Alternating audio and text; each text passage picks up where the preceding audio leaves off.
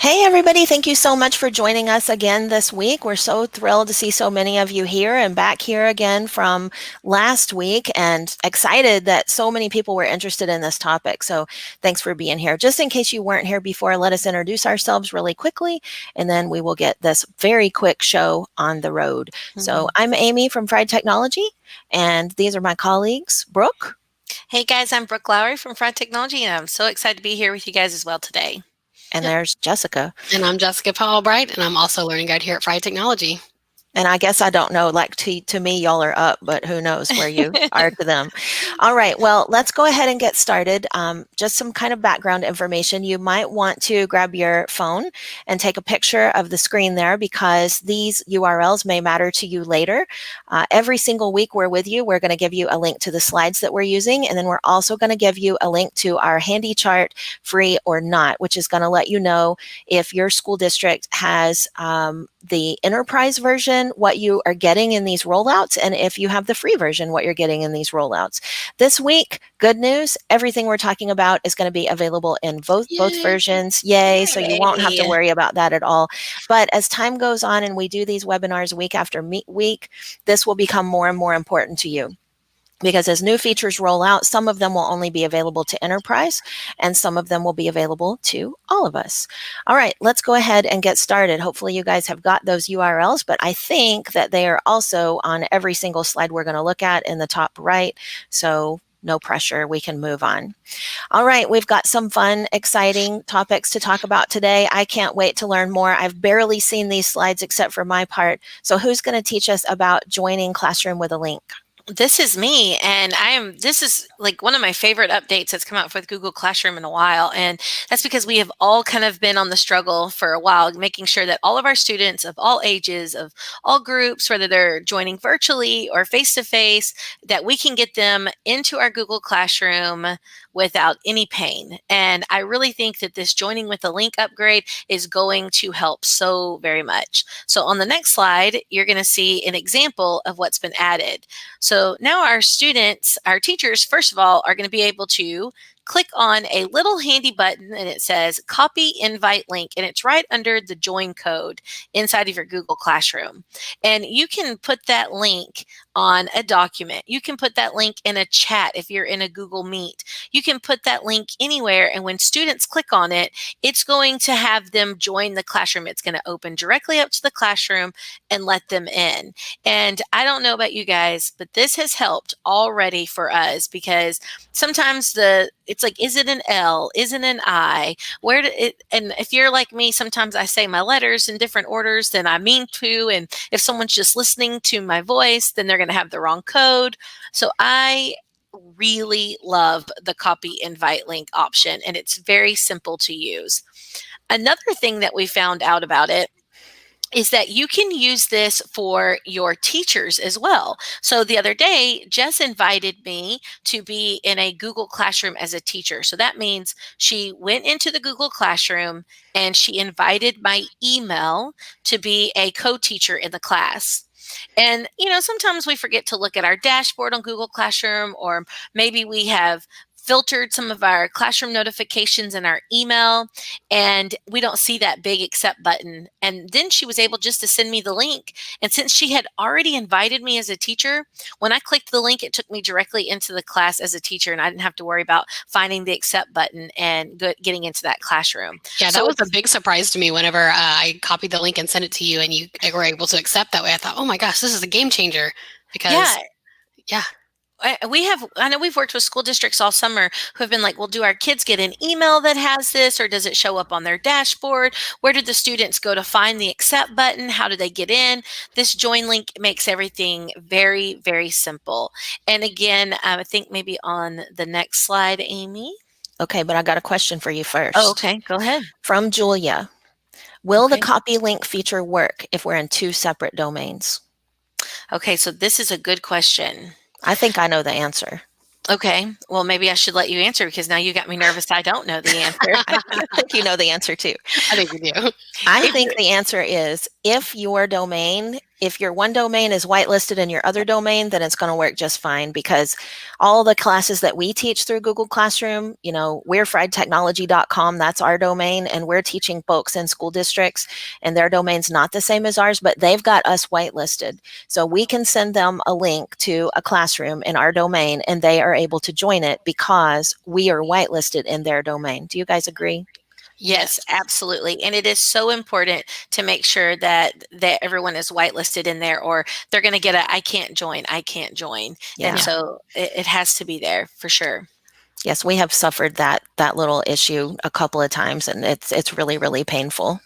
I really like how when you click, and if you're looking at that GIF on the screen, when you click on the little code and you get your link, as soon as you open the link, it actually says, here's the account you're logged in with. Do you want to join with this account? Which I think is maybe where all the power comes from, because when I give people a code, they go to Classroom and hit the plus symbol and then put in their code. If they're logged in with the wrong account, maybe their Gmail account by accident, it's not going to let them in. But that link allows it takes them right to a screen now where it says, here's the account, and goes, and you go ahead and check it and you can log in correctly. And I think that's amazing. You just clarified something for me that I was wondering. So I was reading that when students are logged in with the wrong credentials, their join codes don't work. And I thought, well, how does this help with that? So that really explains how this is solving that other problem we're constantly having, which is it says I can't join, but I know the domain's whitelisted. What's wrong?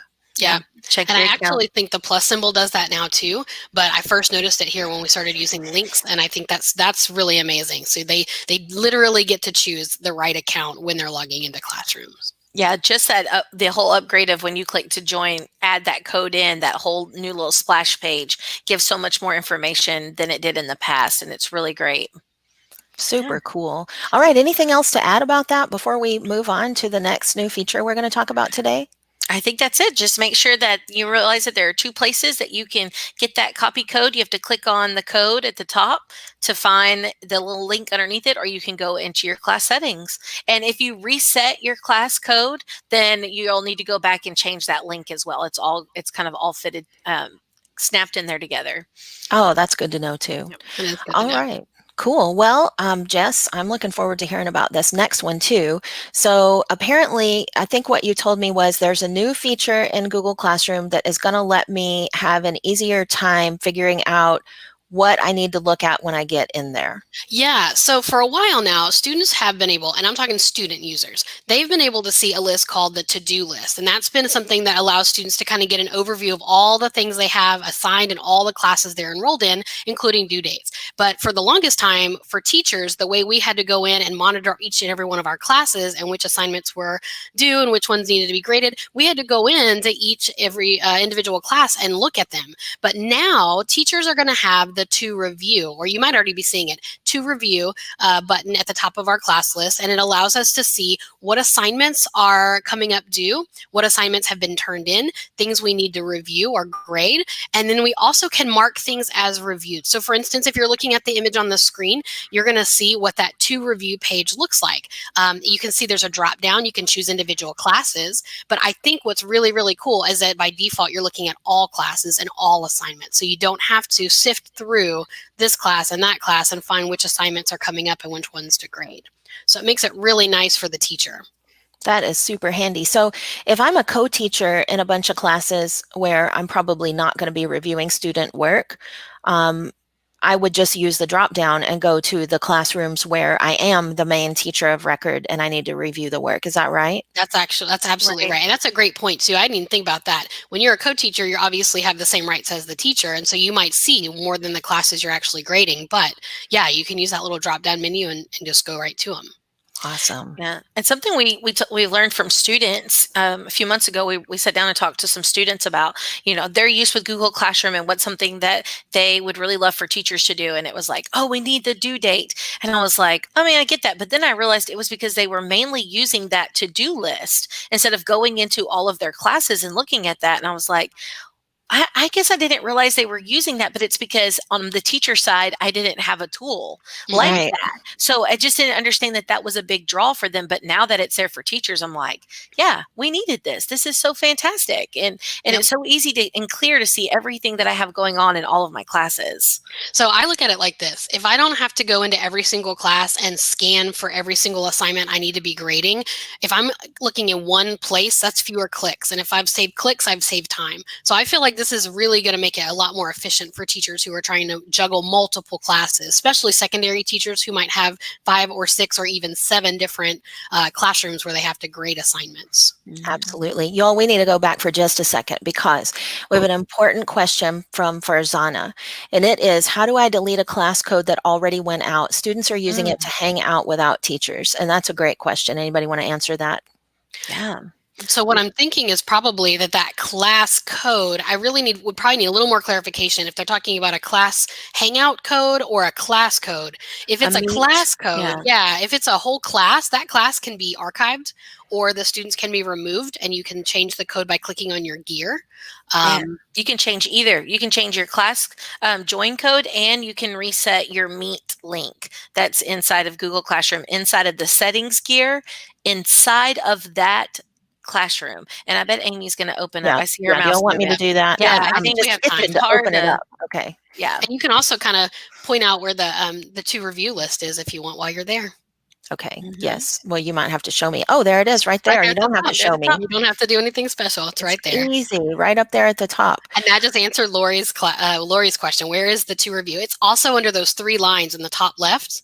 You also will see the to review link right up there in that menu as well. All right. So up here too. There it is. Review, right top.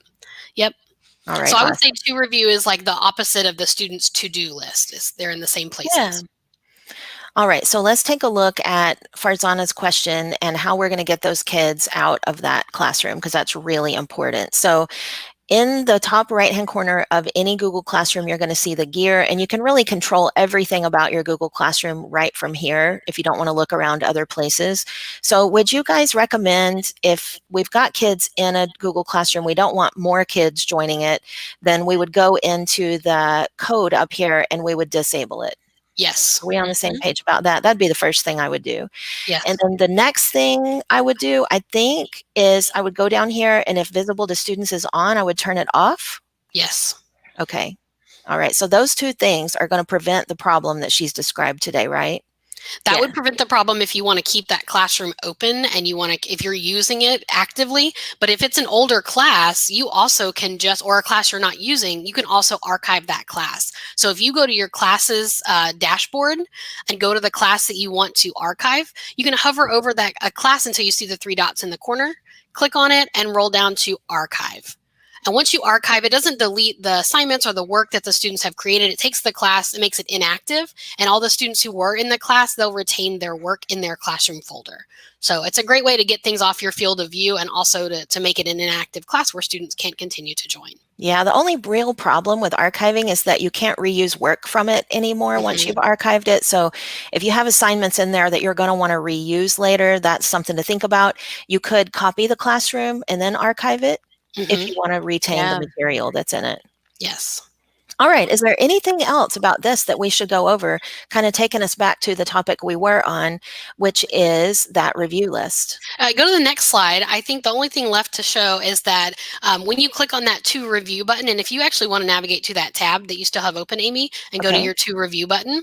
All right. Am I going up here to these? You can use that. Right. You can choose to review right there. All right. And I just want to point out that see the assignments that you're looking at now, those are for all classes. You can see the drop down at the top.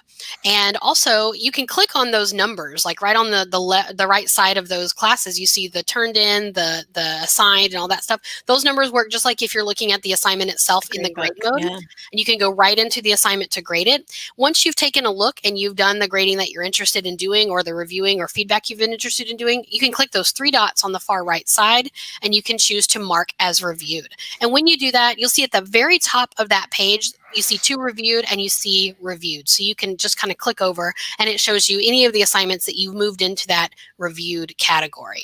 So for me, as a person who does sticky notes and crosses things off of lists, this is really satisfying for me because I can move things back and forth between the things I need to review and the things I've already reviewed. I think it's a great Man, strategy. I'm so glad I came to this webinar today, and I'm being 100% honest. I did not know that it had all those different aspects until just now. So, Oh, well, for, I'm glad for that real, you know. I'm really glad I'm here. Brian asked a question. He says, what if Yeah. the teacher is gone? Can an admin archive the course? Yes, I think so. I think you can do that through the control panel, and they can archive your whole entire account through the admin control panel if you're no longer working at a place. But also, if you wanted to add a co-teacher to that, then that person would be able to do it, right? Because the only thing a co-teacher can't do is delete a course. Am I right about that? I do believe Yeah. so, yes. And also your admin can, on their end, on the back side of the domain, they can change that Log in. password, log into that account, and do any sort of actions that need to be done on the back side. So Yeah, good point. it's definitely doable. Well, I'm really excited about the next one too.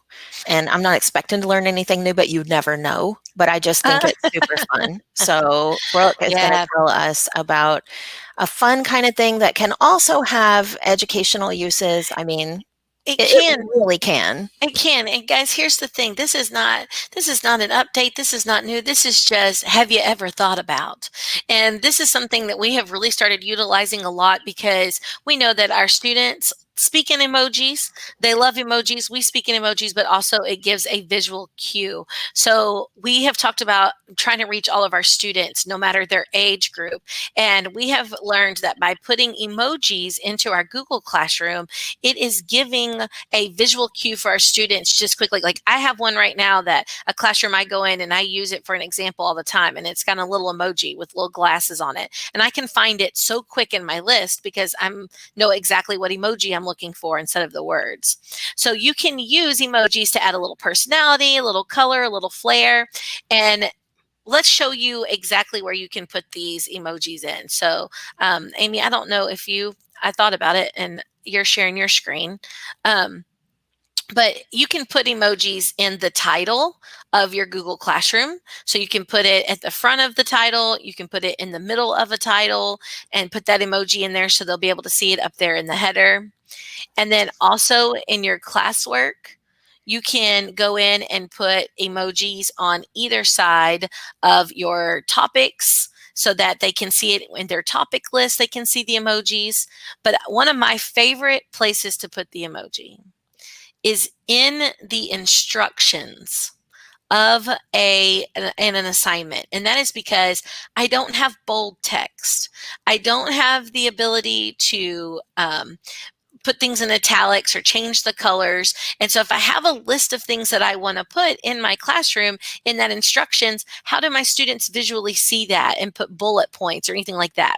So that's where I'm going to use emojis. And we have a couple of different ways that you can get to emojis really quick and really easy. And Amy's showing you right now what that looks like, putting those emojis in the instructions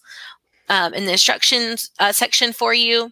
And then we're going to show you some examples of how to quickly access your emojis.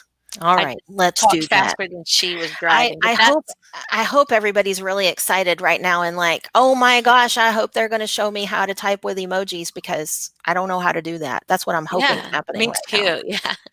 So on the slide that you guys are looking at, if you are on a PC, you can use your Windows key and hold down the period button, and that should open up a little quick emoji shortcut. If you're on a Mac, you can do Control Command Space Bar.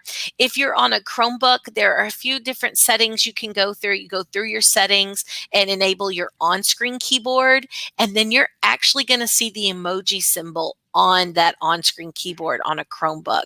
Tell the truth though, are you really doing all of that? Or are you really using Joy Pixels? Joy Pixels is my jam. So it's just my favorite extension ever.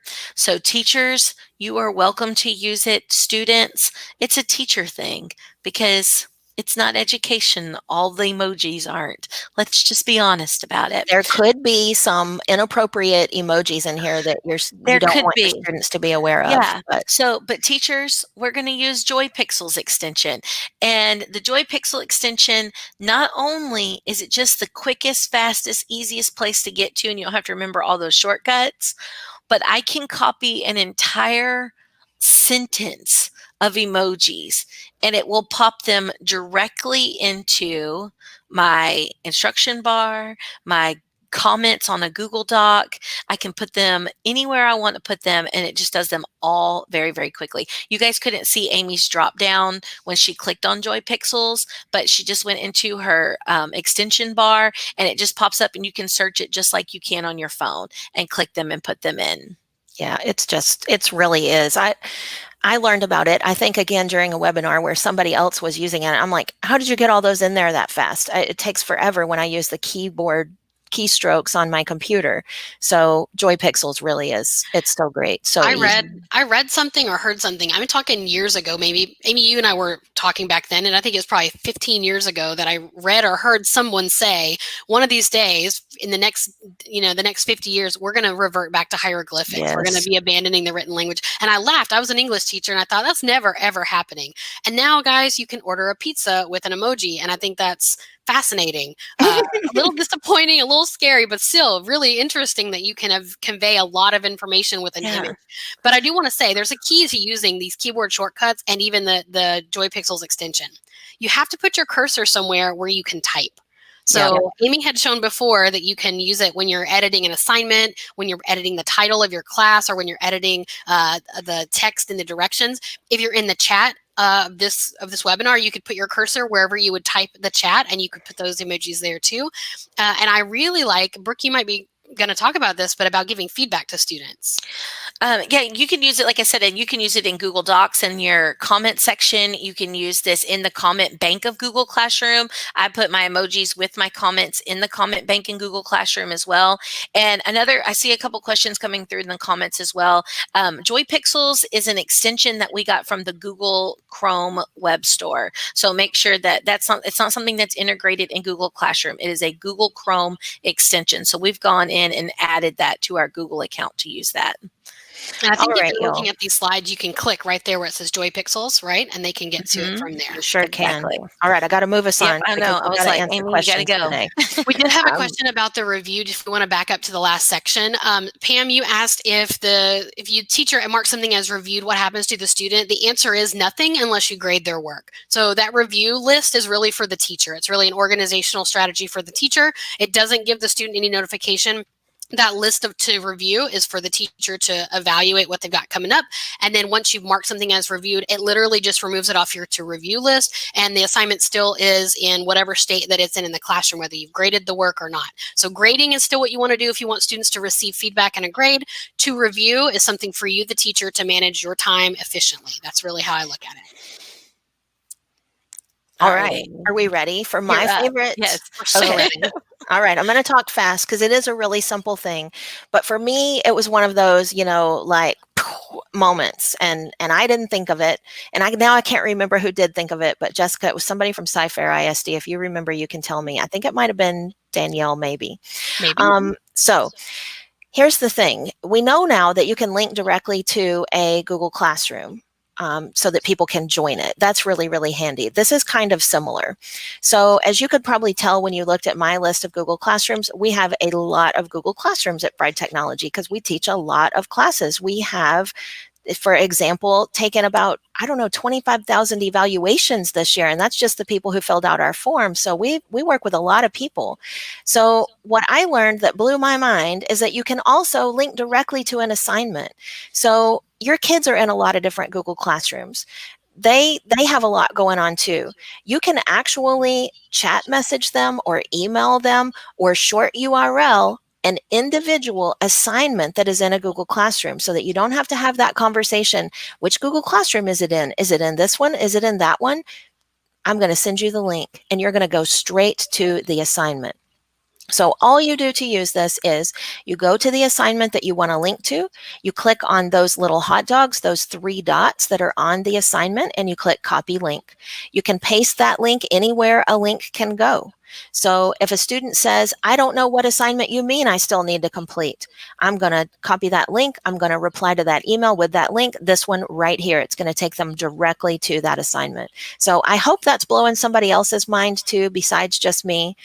Because I do want to give you all time to ask questions today, but I also don't want to be alone as the only person who finds this really incredibly exciting. You know what? I'm a believer. I had a great idea last night. Thanks. When we do those self-paced learning activities in Google Slides, linking students to, I got a slide with a whole bunch of cool information on it, but where do I put my work product? I can link right on the slide to Classroom where they can go and turn in their work product. Ah, Jess, that is really a great idea. I love that. Yeah. So this is how you do it. There it is in the GIF you see on your screen. Just click the 3 dots, copy the link. You can paste it anywhere a link can go. You can shorten the link with your bit.ly URL shortener or tiny URL or whatever you like to use, and write it on the board if you're working with students face-to-face. Paste it in that self-paced slideshow. Love it. All right, I'm sure we've got questions and we've only got 5 minutes left. So what are the most important questions that we should talk about? It looks like there's a question about, as admin, can you see all the classes that your teachers have created?